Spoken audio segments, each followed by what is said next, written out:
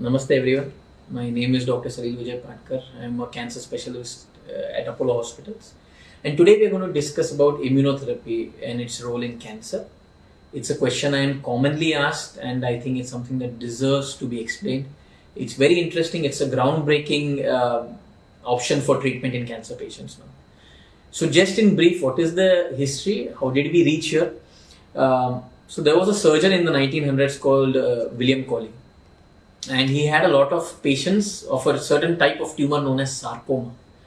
And he had a young girl who ended up with a sarcoma of the hand. And they had tried, back then the treatment options were even more limited. So they tried surgery and it came back very fast. And that left him worried that is there anything else we can do for this girl, because he really wanted to save a 21-year-old girl who had a sarcoma. And so one of the things that they tried, he found another patient during that same time who had an even worse stage in terms of the cancer. The stage was even worse. And people had given up all hopes for that patient. But 6 months later, that patient came back to William Coley and he found miraculously that his tumor had almost shrunk by more than 90%. So he wondered that, this person had an even worse prognosis than this young girl, and yet his tumor had almost completely vanished. So he asked him how. And he said, I had no idea. But while taking the patient's history, he found out that the patient had a very serious infection post-surgery. See, back in the 1900s, people were not so aware of all the sterile precautions that needed to be taken while conducting a surgery. But as it happens, that infection that he had, in fact, and the bacteria that set into his bloodstream because of that infection, developed or evoked an immune response. And that immune response, in fact, shrunk the tumor.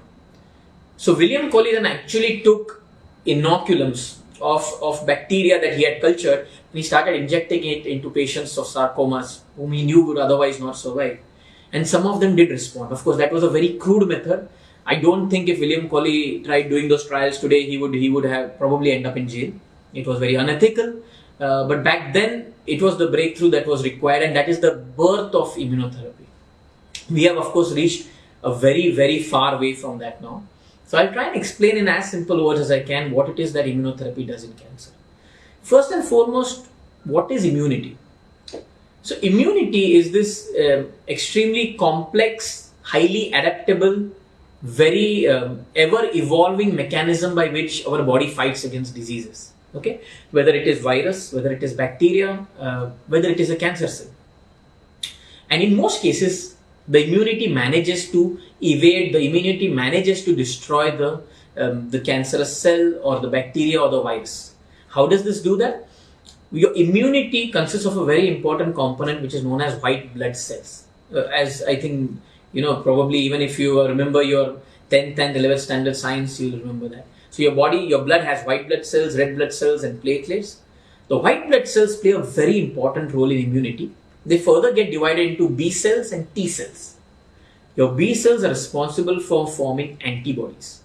These antibodies go and attack the virus, the bacteria, etc. and destroy them. The T cells, on the other hand, are again further divided into helper T cells, which are known as CD4, and cytotoxic T cells, which are known as CD8 T cells. Now, the T cells are directly responsible for killing that pathogen or that virus or that bacteria or the cancer cell. In fact, it is the CD8 cell which directly goes and kills these cells. This is why the CD8 T cell is also known as cytotoxic T cell, or it is also known as a killer cell. It is known as the killer T cell. Alright. So the basic mechanism by which the cytotoxic T cell or the CD8 T cell kills the bacteria or the virus or the cancer cell is as follows. The T cell, the cytotoxic T cell, the CD8 T cell within its body contains certain enzymes known as perforin. This is just one of the many enzymes that it has. Now, when the cytotoxic T cell or the CD8 cell comes in contact with a virus or a bacteria or a cancer cell by its antigen, the antigen is the most important part of that virus or the bacteria or the cancer cell. When it comes in contact with that, it releases this perforin enzyme from its CD8 cell, from the T cell. The T cell releases this perforin enzyme, and as the name suggests, the perforin enzyme goes and it perforates the cancer cell, or it perforates the virus, or it perforates the bacteria, and that's how the bacteria or the tumor or the cancer cell gets killed. Okay, that is the basic mechanism by which a T cell has. Of course, I have simplified it, but that is the basic mechanism by which immunity is propagated by the T cell. Now, this immune response, so if we have an immune response, why is it that we still end up with infections or cancers? Well, the immune response needs to be kept in check. All right, you can't have the immune response working continuously. It can't be in a hyperdrive state, because if that's the case, then you will end up with certain diseases because your immunity is hyperactive. These are known collectively as autoimmune disorders. This includes connective tissue disorders such as SLE, RA, autoimmune thyroiditis, etc., etc. Now, on the other hand, if your immunity is completely shut off, you get immunocompromised. The best example of that is a patient with HIV. An HIV patient has T cells which are not working properly. Okay, this is why an HIV patient ultimately ends up with AIDS. This is why an HIV patient ultimately ends up with a host of other infections and even a lot of cancers such as anal cancers, cervical cancers, lymphomas, which tend to occur with a much higher rate in HIV patients because their immunity is suppressed. So either way, if the immunity is not kept in control, if it's in hyperdrive, you end up with autoimmune diseases, and if it is not working properly or up to its mark, you are going to end up with immunocompromised status and again end up with a lot of infections and cancers. Now, how do you keep the immune cell or the T cell in check? Well, simply put, the T cell has an on and off switch. All right, that on and off switch is known as CD28. It's just a name. The CD28 is an on and off switch which either tells the T cell to activate or deactivate, depending on which it will kill the virus, the bacteria, or the cancer cell. And there are certain receptors that put the switch in off position, and certain receptors or certain molecules that put it in the on position. I have a brief diagram to explain this. So this is your CD28 cell. This is the CD8 cell. This is CD28, which is the on and off switch. Okay. Now there are certain molecules such as PD1 and CTLA4. This activate the on-off switch. So when these are activated, they go and put the T cell in the off switch. On the other hand, you have certain on switches such as GITR, which is going to send an on signal to the CD28 molecule, which in turn will then activate the T cell. So briefly, PD1 and CTLA4 put the T cell in the off position. They inactivate the immune system. And GITR and other such molecules, they activate the T cell depending upon whether there is a pathogen, a virus, a bacteria, or a cancer cell that needs to be destroyed. So simply put, what would I do if I wanted to evade the immune system as a cancer cell? Simple. If I am a cancer cell and I need to evade the immune system, I would make friends with those signals that are going to put the T cell into an inactive or an off state, right? So simply put, what a cancer cell does, again I have a diagram to explain this. The cancer cell has on its surface a molecule or a receptor known as PDL1. The PDL1 goes and binds to the PD1 on the T cell. So what it does basically is that the cancer cell has a receptor which goes and binds to the off switch on the T cell, and so the off switch is then turned on, and the off switch then goes and inactivates the T cell. So the cancer cell has PDL1 on its surface, which goes and binds to the PD1 on the T cell, which is an inhibitory signal for the T cell, and so the T cell then is switched off. So that's the basic, very simplified mechanism by which a cancer cell has developed a system by which it manages to evade the immune system.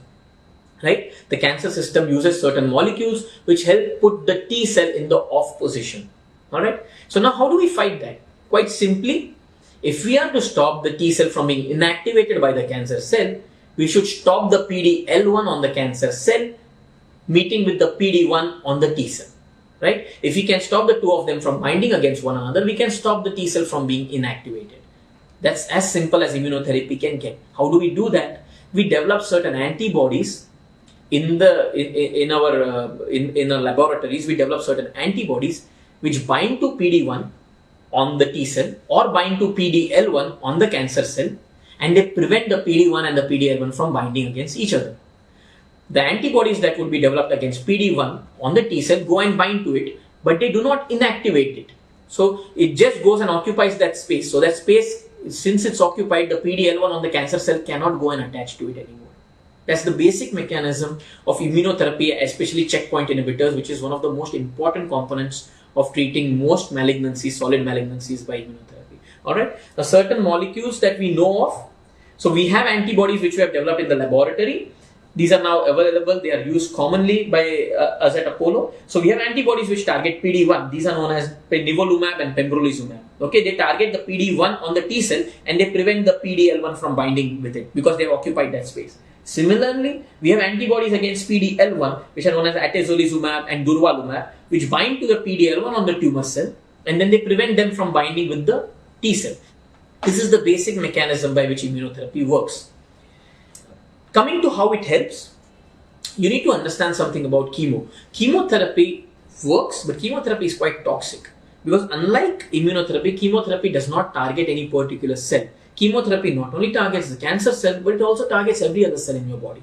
That's the reason why you end up with hair loss, you end up with diarrhea, you end up with fall in counts, you end up with fevers at times because of chemotherapy, because it is not specific. It's a blanket therapy. Immunotherapy particularly acts only on the cells which are related with cancer and the cells which are related with protecting you from cancer. Immunotherapy does not act on all cells in the body. More importantly, immunotherapy does not have any cytotoxic effects, meaning it does not kill the cell. It rather activates the immune system and tells your immune system that you need to fight against this particular pathogen, whether it is cancer, and destroy it, which is a normal mechanism by which the body fights any infection or any cancer or any disease. So it has a very limited toxicity profile. It has very few adverse effects. I have patients in their 80s and well into their 90s who are tolerating immunotherapy. Okay, and then there is the success story of immunotherapy. Immunotherapy is used in lung cancers. It is used in melanomas. It is used in renal cancers. It is used in cervical cancers. It is used in brain tumors. Immunotherapy is being used in more and more cancers, and there is a really expanding role for immunotherapy now.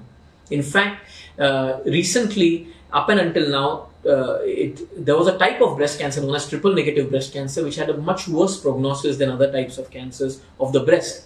And now we have evidence, and based on the IMPassion trial, where we have started using immunotherapy even in triple negative breast cancers, in TNBC breast cancers, which are one of the worst types of breast cancers, which do not usually respond well to chemotherapy and they tend to recur. And now we have evidence that immunotherapy has a role in that also, and we have started using immunotherapy in that setting. In fact, let me give you an example of how, if you find the right patient, how immunotherapy can have a huge impact in terms of treatment. For lung cancers, if you are the right candidate, there was a trial which was known as the Keynote trial. In the Keynote trial, they divided patients into those who were on chemotherapy versus those who were started on immunotherapy in stage 4. And then you try and find what is the median survival, meaning how long did most of the patients survive on an average. Okay. The difference was, at the end, the median survival was on chemotherapy something like 13 months. Okay. As against on immunotherapy, the patients on immunotherapy, the median survival was nearly around 30 to 32 months. That's almost 3 times higher. And majority of the patients were still alive. So that's the difference between chemotherapy and immunotherapy. Immunotherapy in the right patient can prolong survival significantly. It has very minimal toxicity. The only main problem I find honestly with immunotherapy is the fact that it's not cheap. It's expensive. At present, there are only 2 companies around the world that make 2-3 of the main drugs which are involved in immunotherapy. But it is a matter of time before the costs start falling. It is a matter of time before these molecules are not just patented anymore and they're made by more companies around the world. And we will see that happen, just as we have seen with so many other drugs such as trastuzumab and tuximab and other such molecules which were very expensive when they first came out. So I think immunotherapy is the future of cancer treatment, and it has tremendous scope. And I think we have already started leaning in that direction, where more and more of my patients now tend to go towards immunotherapy. Thank you so much. If you have any questions, please do get in touch with me. I'll help you as best as I can. Namaskar.